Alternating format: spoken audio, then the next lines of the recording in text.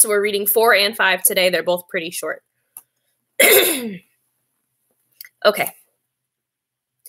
For a few moments, Peta and I take in the scene of our mentor trying to rise out of the slippery, vile stuff from his stomach. The reek of vomit and raw spirits almost brings my dinner up. We exchange a glance. Obviously, Haymitch isn't much, but Effie Trinket is right about one thing.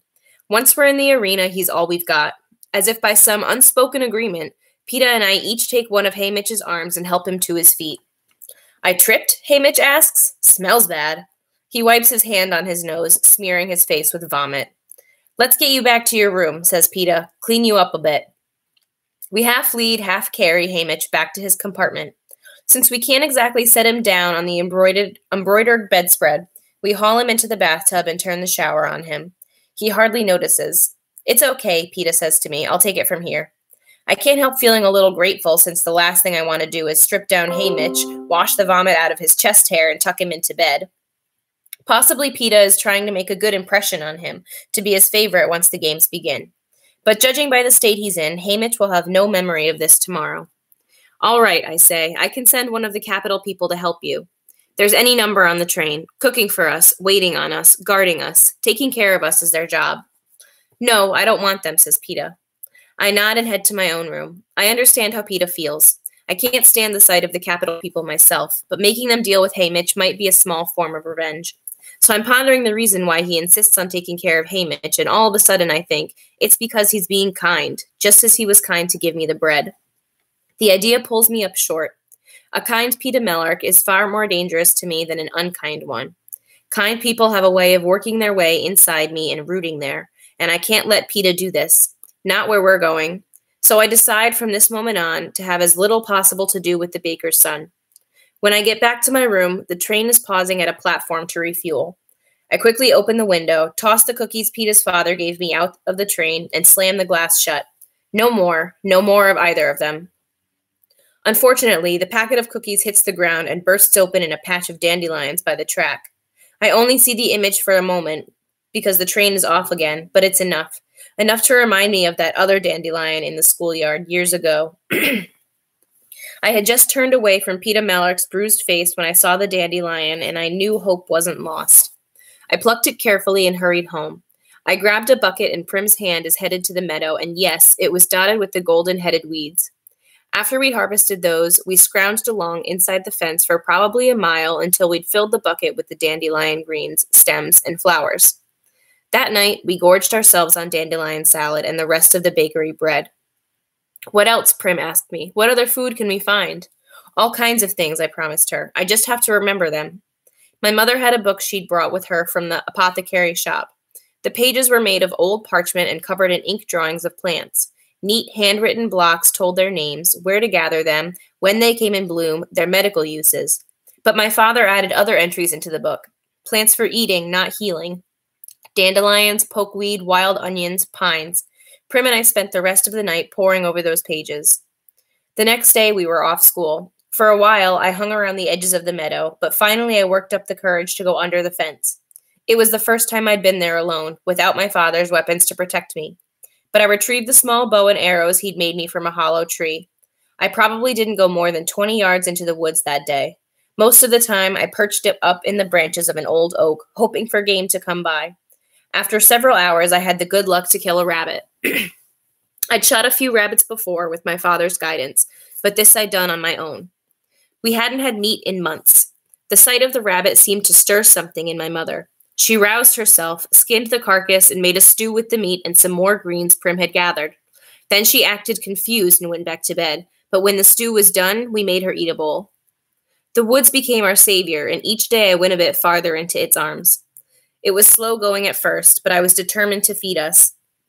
I stole eggs from nests, caught fish in nests, sometimes managed to shoot a squirrel or rabbit for stew, and gathered the various plants that sprung up beneath my feet. Plants are tricky. Many are edible, but one false mouthful and you're dead. I checked and double-checked the plants I harvested with my father's pictures. I kept us alive. Any sign of danger, a distant howl, the inexplicable break of a branch, sent me flying back to the fence at first. Then I began to risk climbing trees to escape the wild dogs that quickly got bored and moved on. Bears and cats lived deeper in, perhaps disliking the sooty reek of our district. On May 8th, I went to the Justice Building, signed up for my tesserae, and pulled home my first batch of grain and oil in Prim's toy wagon. On the 8th of every month, I was entitled to do the same. I couldn't stop hunting and gathering, of course. The grain was not enough to live on, and there were other things to buy, soap and milk and thread. But we didn't absolutely have to eat. I began to trade at the Hob. It was frightening to enter that place without my father at my side, but people had respected him, and they accepted me. Game was game, after all, no matter who'd shot it. I also sold at the back doors of the wealthier clients in town, trying to remember what my father had told me and learning a few new tricks as well. The butcher would buy my rabbits, but not squirrels. The baker enjoyed the squirrel, but would only trade for one if his wife wasn't around. The head peacekeeper loved wild turkey. The mayor had a passion for strawberries. In late summer, I was washing up in a pond when I noticed the plants growing around me. Tall with leaves like arrowheads, blossoms with 3 white petals, I knelt down in the water, my fingers digging into the soft mud, and I pulled up handfuls of the roots. Small, bluish tubers that don't look like much, but boiled or baked are as good as any potato. Katniss, I said aloud. It's the plant I was named for. I heard my father's voice joking, as long as you can find yourself, you'll never starve. I spent hours stirring up the pond bed with my toes and a stick, gathering the tubers that floated to the top. That night, we feasted on fish and Katniss roots until we were all, for the first time in months, full. Slowly, my mother returned to us. She began to clean and cook and preserve some of the food I brought in for winter. People traded us or paid money for her medical remedies. One day, I heard her singing. Prim was thrilled to have her back, but I kept watching, waiting for her to disappear on us again. I didn't trust her, and some small gnarled place inside me hated her for her weakness, for her neglect, for the months she had put us through. Prim forgave her, but I had taken a step back from my mother, put up a wall to protect myself from needing her, and nothing was ever the same between us again.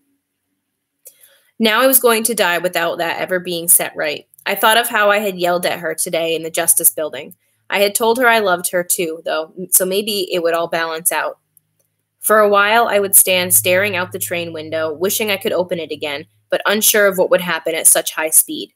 In the distance, I see the lights of another district. 7? 10? I don't know. I think about the people in their houses, settling in for bed.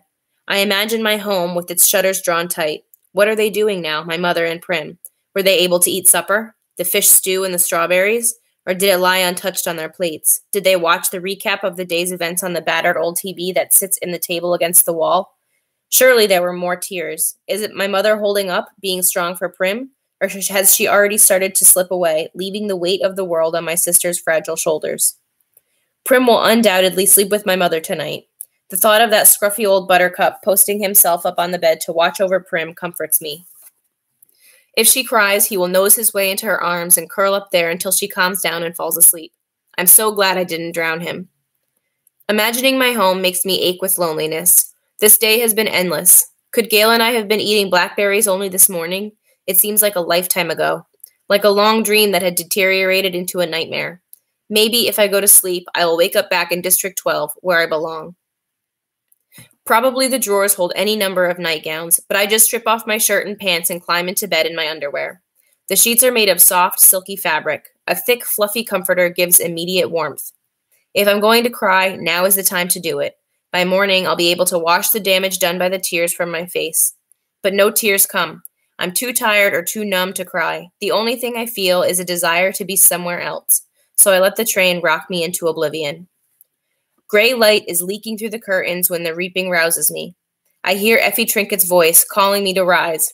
Up, up, up! It's going to be a big, big, big day!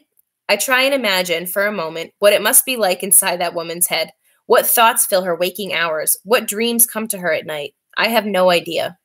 I put the green outfit back on since it's not really dirty, just slightly crumpled from spending the night on the floor. My fingers trace the circle around the little gold mockingjay, and I think of the woods, and of my father, and of my mother and Prim waking up, having to get on with things. I slept in the elaborate braided hair my mother did for the reaping, and it doesn't look too bad, so I just leave it up. It doesn't matter. We can't be far from the capital now, and once we reach the city, my stylist will dictate my look for the opening ceremonies tonight anyway. I just hope I get one who doesn't think nudity is the last word in fashion. As I enter the dining car, Effie Trinket brushes by me with a cup of black coffee. She's muttering obscenities under her breath. Haymitch, his face puffy and red from the previous day's indulgences, is chuckling. Peeta holds a roll and looks somewhat embarrassed. Sit down, says Haymitch, waving me over. The moment I slide into my chair, I'm served an enormous platter of food. Eggs, ham, piles of fried potatoes, a tureen of fruit sits in an ice to keep it chilled. The basket of rolls they set before me would keep my family going for a week. There's an elegant glass of orange juice. At least I think it's orange juice. I've only even tasted an orange once, at a New Year's when my father brought one as a special treat. A cup of coffee. My mother adores coffee, which we could almost never afford, but it only tastes bitter and thin to me. A rich brown cup of something I've never seen. They call it hot chocolate, says Peeta. It's good. I take a sip of the hot, sweet, creamy liquid and a shudder runs through me. Even though the rest of the meal beckons, I ignore it until I've drained my cup. Then I stuff down every mouthful I can hold, which is a substantial amount, being careful not to overdo it on the richest stuff. One time, my mother told me that I always like to eat like I'll never see food again. And I said I won't unless I bring it home. That shut her up. When my stomach feels like it's about to split open, I lean back and take in my breakfast companions. Peeta is still eating, breaking off bits of roll and dipping them into hot chocolate. Haymitch hasn't paid much attention to his platter, but he's knocking back a glass of red juice that he keeps thinning with a clear liquid from a bottle. Judging by the fumes, it's some kind of spirit. I don't know Haymitch, but I've seen him often enough in the hob, tossing handfuls of money on the counter of the woman who sells white liquor. He'll be incoherent by the time we reach the capital. I realize I detest Haymitch. No wonder the District 12 tributes never stand a chance. It isn't just that we've been underfed and lack training. Some of our tributes have still been strong enough to make a go of it, but we rarely get sponsors, and he's a big part of the reason why. The rich people who back tributes, either because they're betting on them or simply for the bragging rights of picking a winner, expect someone classier than Haymitch to deal with. So you're supposed to give us advice, I say to Haymitch. Here's some advice. Stay alive, says Haymitch, and then bursts out laughing. I exchange a look with Peeta before I remember I'm having nothing more to do with him. I'm surprised to see the hardness in his eyes. He generally seems so mild. That's very funny, says Peeta. Suddenly he lashes out at the glass in Haymitch's hand. It shatters on the floor, sending the blood-red liquid running toward the back of the tray. Only not to us. Haymitch considers this a moment, then punches Peeta in the jaw, knocking him from his chair. When he turns back to reach for the spirits, I drive my knife into the table between his hand and the bottle, barely missing his fingers. I brace myself to deflect his hit, but it doesn't come. Instead, he sits back and squints at us. Well, what's this, says Haymitch. Did I actually get a pair of fighters this year? Peeta raises from the floor and scoops up a handful of ice from under the fruit tureen. He starts to raise it to the red mark on his jaw. No, says Haymitch, stopping him. Let the bruise show. The audience will think you've mixed it up with another tribute before you've even made it to the arena. That's against the rules, says Peeta. Only if they catch you. That bruise will say you fought. You weren't caught. Even better, says Haymitch. He turns to me. Can you hit anything with that knife besides a table? The bow and arrow is my weapon, but I've spent a fair amount of time throwing knives as well. Sometimes if I've wounded an animal with an arrow, it's better to get a knife into it too before I approach it. I realize that if I want Haymitch's attention, this is my moment to make an impression. I yank the knife out of the table, get a grip on the blade, and then throw it into the wall across the room. I was actually just hoping to get a good solid stick, but it lodges into the seam between the two panels, making me look a lot better than I am. Stand over here, both of you, says Haymitch, nodding to the middle of the room. We obey and he circles us, prodding us like animals at times, checking our muscles, examining our faces. Well, you're not entirely hopeless. Seems fit. And once the stylists get a hold of you, you'll be more attractive enough. Peeta and I don't question this. The Hunger Games aren't a beauty contest, but the best-looking tributes always seem to pull more sponsors. All right, I'll make a deal with you. You don't interfere with my drinking, and I'll stay sober enough to help you, says Haymitch. But you have to do exactly what I say. It's not much of a deal, but still a giant step forward from 10 minutes ago when we had no guide at all. Fine, says Peeta. So help us, I say. When we get to the arena, what's the best strategy at the cornucopia for someone? One thing at a time. In a few minutes, we'll be pulling into the station. You'll be put in the hands of your stylists. You're not going to like what they want to do to you, but no matter what it is, don't resist, says Haymitch. But, I begin. No buts. Don't resist, says Haymitch. He takes the bottle of spirits from the table and leaves the car. As the door swings shut behind them, the car goes dark. There are still a few lights inside, but outside it's as if night has fallen again. I realize we must be in the tunnel that runs through the mountains into the capital. The mountains form a natural barrier between the capital and the eastern districts. It's almost impossible to enter from the east except through the tunnels. This geographical advantage was a major factor in the districts losing the war that led to my being a tribute today. Since the rebels had to scale the mountains, they were easy targets for the capital's air forces. Peter Mellark and I stand in silence as the train speeds along. The tunnel goes on, and I think of the tons of rock separating me from the sky, and my chest tightens. I hate being encased in stone this way. It reminds me of the mines and my father, trapped, unable to reach sunlight, buried forever in the darkness. The train finally begins to slow, and suddenly bright light floods the compartment. We can't help it. Both Peta and I run to the window to see what we've only seen on television, the capital, the ruling city of Panem. The cameras haven't lied about its grandeur. If anything, they have not quite captured the magnificence of the glistening buildings in a rainbow of hues that tower into the air, the shiny cars that roll down the wide paved streets, the oddly dressed people with bizarre hair and painted faces who have never missed a meal. All the colors seem artificial, all the pinks too deep, all the greens too bright, the yellows painful to the eyes, like the flat round discs of hard candy we can never afford to buy at the tiny sweet shop in District 12. The people begin to point at us eagerly as they recognize a tribute train rolling into the city. I step away from the window, sickened by their excitement, knowing they can't wait to watch us die. But Peta holds his ground, actually waving and smiling at the gawking crowd. He only stops when the train pulls into the station, blocking us from their view. He sees me staring at him and shrugs. Who knows, he says. One of them may be rich. I have misjudged him. I think of his actions since the reaping began. The friendly squeeze of my hand, his father showing up with the cookies and promising to feed Prim. Did Peta put him up to that? His tears at the station, volunteering to wash Hamish, but then challenging him this morning when apparently the nice guy approach had failed. And now the waving at the window, already trying to win the crowd. All of the pieces are still fitting together, but I sense he has a plan forming. He hasn't accepted his death. He is already fighting hard to stay alive, which also means that kind Peta Mellark, the boy who gave me the bread, is fighting hard to kill me.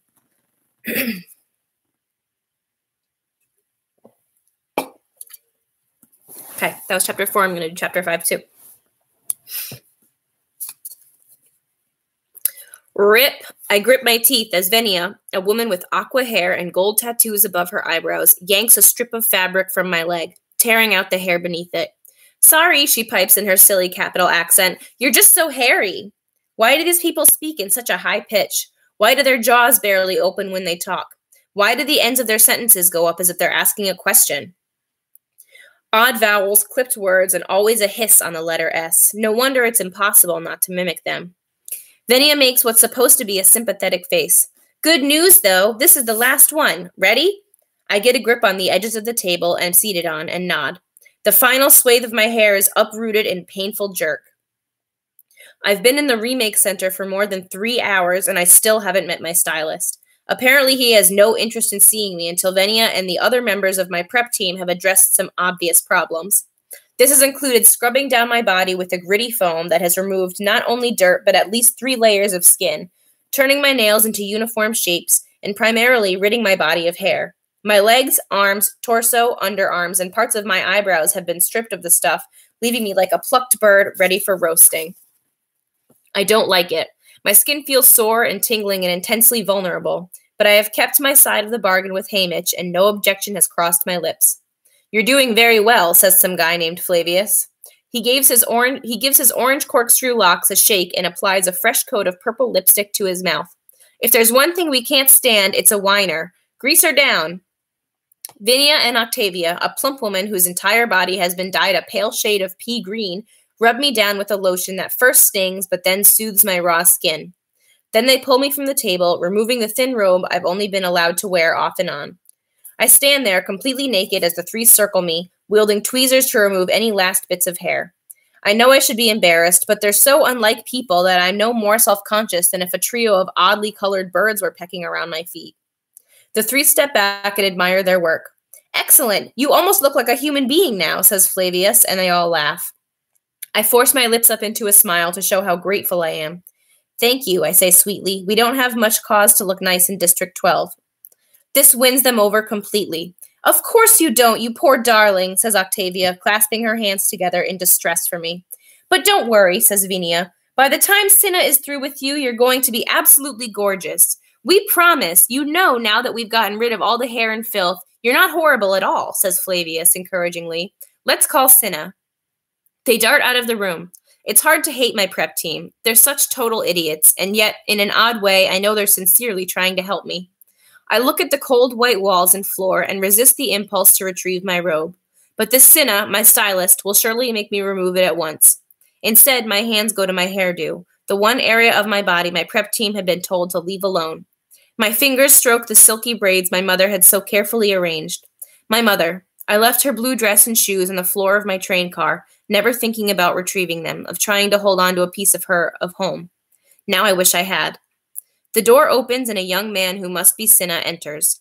I'm taken aback by how normal he looks. Most of the stylists they interview on television are so dyed, stenciled, and surgically altered they're grotesque.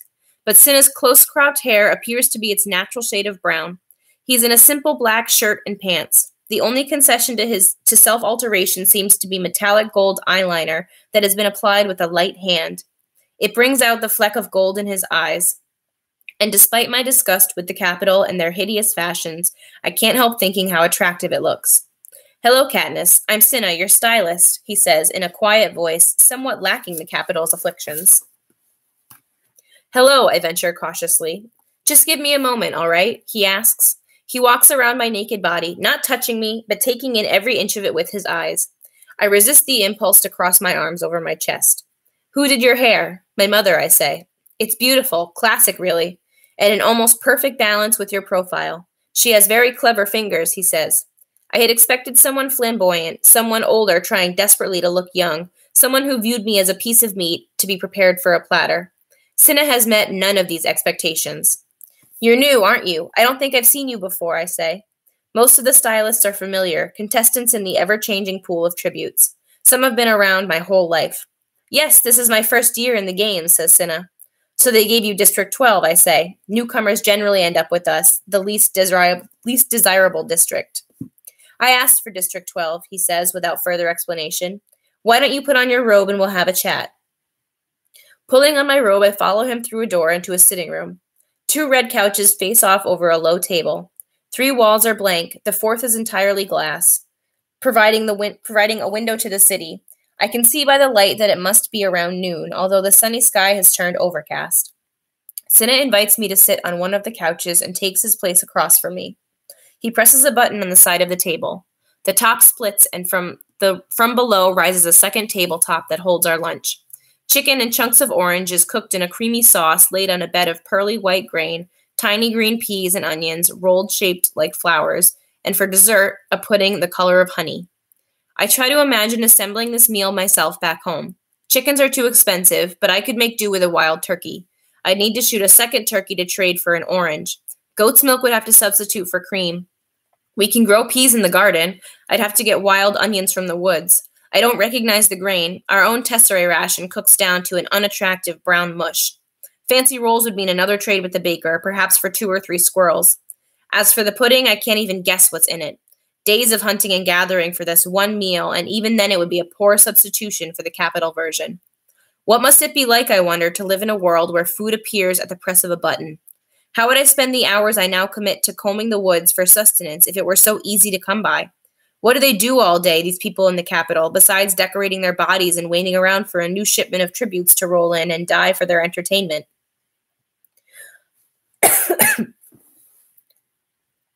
I look up and find Cinna's eyes trained on mine. How despicable we must seem to you, he says. Has he seen this in my face or somehow read my thoughts? He's right, though. The whole rotten lot of them are despicable. No matter, says Cinna. So, Katniss, about your costume for the opening ceremonies. My partner, Portia, is the stylist for your fellow tribute Peeta, and our current thought is to dress you in complimentary costumes, says Cinna. As you know, it's customary to reflect the flavor of the district. For the opening ceremonies, you're supposed to wear something that suggests your district's principal industry. District 12, agriculture. District 4, fishing. District 3, factories. This means that coming from District 12, Peeta and I will be in some kind of coal miner's getup. Since the baggy miners' jumpsuits are not particularly becoming, our tributes usually end up in skimpy outfits and hats with headlamps. One year, our tributes were stark naked and covered in black powder to represent coal dust. It's always dreadful and does nothing to win favor with the crowd. I prepare myself for the worst. So I'll be in a coal miner outfit? I ask, hoping it won't be indecent. Not exactly. You see, Portia and I think that coal miner thing's way overdone. No one will remember you in that, and we both see it as our job to make the District 12 tributes unforgettable, says Cinna. I'll be naked for sure, I think. So rather than focus on the coal mining itself, we're going to focus on the coal, says Cinna. Naked and covered in black dust, I think. And what do we do with coal? We burn it, says Cinna. You're not afraid of fire, are you, Katniss? He sees my expression and grins. A few hours later, I am dressed in what will either be the most sensational or the deadliest costume in the opening ceremonies. I'm in a simple black unitard that covers me from ankle to neck. Shiny leather boots lace up to my knees, but it's the fluttering cape made of streams of orange, yellow, and red and the matching headpiece that defines this costume. Cinna plans to light them on fire just before our chariot rolls into the streets. It's not real flame, of course, just a little synthetic fire Portia and I came up with. You'll be perfectly safe, he says, but I'm not convinced I won't be perfectly barbecued by the time we reach the city center. My face is relatively clear of makeup, just a bit of highlighting here and there. My hair has been brushed out and then braided down my back in my usual style. I want the audience to recognize you when you're in the arena, said Cinna dreamily. Katniss, the girl who was on fire. It crosses my mind that Cinna's calm and normal demeanor masks a complete madman. Despite this morning's revelation about Peeta's character, I'm actually relieved when he shows up, dressed in an identical costume. He should know about fire, being a baker's son and all. His stylist, Portia, and her team accompany him, and everyone is absolutely giddy with excitement over what a splash will make. Except Cinna. He just seems a bit weary as he accepts congratulations. We're whisked down to the bottom level of the Remake Center, which is essentially a gigantic stable. The opening ceremonies are about to start. Pairs of tributes are being loaded into chariots pulled by teams of 4 horses. Ours are coal black. The animals are so well trained, no one even needs to guide their reins. Cinna and Portia direct us into the chariot and carefully arrange our body positions, then drape our capes before moving off to consult with each other. What do you think, I whisper to Peeta, about the fire? I'll rip your cape off if you rip mine off, he says through gritted teeth. Deal, I say. Maybe if we can get them off soon enough, we'll avoid the worst burns. It's bad enough. They'll throw us into the arena no matter what condition we're in. I know we promised Haymitch we'd do exactly what they said, but I don't think he considered this angle. Where is Haymitch anyway? Isn't he supposed to protect us from this sort of thing, says Peeta? With all that alcohol in him, it's probably not advisable to have him around an open flame, I say. And suddenly we're both laughing. I guess we're both so nervous about the games, and more pressingly, petrified of being turned into human torches, we're not acting sensibly. The opening music begins. It's easy to hear, blasted around the Capitol. Massive doors slide open, revealing the crowd-lined streets. The ride lasts about 20 minutes and ends up in the city circle, where they will welcome us, play the anthem, and escort us into the training center, which will be our home/prison until the games begin. The tributes from District 1 ride out in a chariot pulled by snow-white horses. They look so beautiful, spray-painted silver, in tasteful tunics glittering with jewels. District 1 makes luxury items for the Capitol. You can hear the roar of the crowd. They are always favorites. District 2 gets into position to follow them. In no time at all, we are approaching the door, and I can see that between the overcast sky and evening hour, the light is just turning gray. The tributes from District 11 are just rolling out when Cinna appears with a lighted torch. Here we go, then, he says, and before we can react, he sets our capes on fire. I gasp, waiting for the heat, but there is only a faint tickling sensation. Cinna climbs up before us and ignites our headdresses. He lets out a sigh of relief. It works. Then he gently tucks a hand under my chin. Remember, heads high, smiles, they're going to love you. Cinna jumps off the chariot and has one last idea. He shouts something up at us, but the music drowns him out. He shouts again and gestures. What's he saying? I ask Peeta. For the first time, I look at him and realize that ablaze with fake flames, he is dazzling. And I must be too. I think he said for us to hold hands, says Peeta. He grabs my right hand and his left, and we look to Cinna for confirmation. He nods and gives us a thumbs up, and that's the last thing I see before we enter the city. The crowd's initial alarm at our appearance quickly changes to cheers and shouts of District 12. Every head is turned our way, pulling the focus from the 3 chariots ahead of us. At first, I'm frozen, but then I catch sight of us on the large television screen, and am floored by how breathtaking we look. In the deepening twilight, the firelight illuminates our faces. We seem to be leaving a trail. Oh, I lost my spot. In the deepening twilight, the firelight illuminates our faces. We seem to be leaving a trail of fire off the flowing capes. Cinna was right about the minimal makeup. We both look more attractive, but utterly recognizable. Remember, heads high, smiles. They're going to love you. I hear Cinna's voice in my head. I lift my chin a bit higher, put on my most winning smile, and wave with my free hand. I'm glad now I have Peta to clutch for balance. He is so steady, solid as a rock. As I gain confidence, I actually blow a few kisses to the crowd. The people of the capital are going nuts, showering us with flowers, shouting our names, our first names, which they have bothered to find on the program. The pounding music, the cheers, the admiration work their way into my blood, and I can't suppress my excitement. Cinna has given me a great advantage. No one will forget me. Not my look, not my name. Katniss, the girl who was on fire. For the first time, I feel a flicker of hope rising up in me. Surely there must be one sponsor willing to take me on.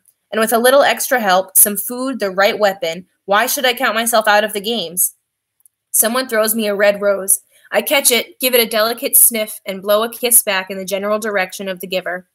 100 hands reach up to catch my kiss, as if it were a real, intangible thing. Katniss! Katniss! I can hear my name being called from all sides. Everyone wants my kisses. It's not until we enter the city circle that I realize I must have completely stopped the circulation in Peta's hand. That's how tightly I've been holding it. I look down at our linked fingers as I loosen my grasp, but he regains his grip on me. No, don't let go of me, he says. The firelight flickers off his blue eyes. Please, I might fall out of this thing. Okay, I say. So I keep holding on, but I can't help feeling strange about the way Cinna has linked us together. It's not really fair to present us as a team and then lock us into the arena to kill each other. The 12 chariots fill the loop of the city circle. On the buildings that surround the circle, every window is packed with the most prestigious citizens of the capital. Our horses pull our chariot right up to President Snow's mansion, and we come to a halt. The music ends with a flourish. The president, a small, thin man with paper-white hair, gives the official welcome from a balcony above us. It is traditional to cut away to the faces of the tributes during the speech, but I can see on the screen that we are getting way more than our share of airtime. The darker it becomes, the more difficult it is to take your eyes off of our flickering. When the national anthem plays, they do make an effort to do a quick cut around to each pair of tributes, but the camera holds on to the District 12 chariot as it parades around the circle one final time and disappears into the training center. The doors have only just shut behind us when we're engulfed by the prep teams, who are nearly unintelligible as they babble about praise. As I glance around, I notice a lot of other tributes are shooting us dirty looks, which confirms what I've suspected. We've literally outshone all of them. Then Cinna and Portia are there, helping us down from the chariot, carefully removing our flaming capes and headdresses. Portia extinguishes them with some kind of spray from a canister. I realize I'm still glued to Peta and force my stiffened fingers to open. We both massage our hands. Thanks for keeping hold of me. I was getting a little shaky there, says Peta. It didn't show, I tell him. I'm sure no one noticed. I'm sure they didn't notice anything but you. You should wear flames more often, he says. They suit you. And then he gives me a smile that seems so genuinely sweet, with just the right touch of shyness that unexpected warmth rushes through me. A warning bell goes off in my head. Don't be so stupid. Peta is planning how to kill you, I remind myself.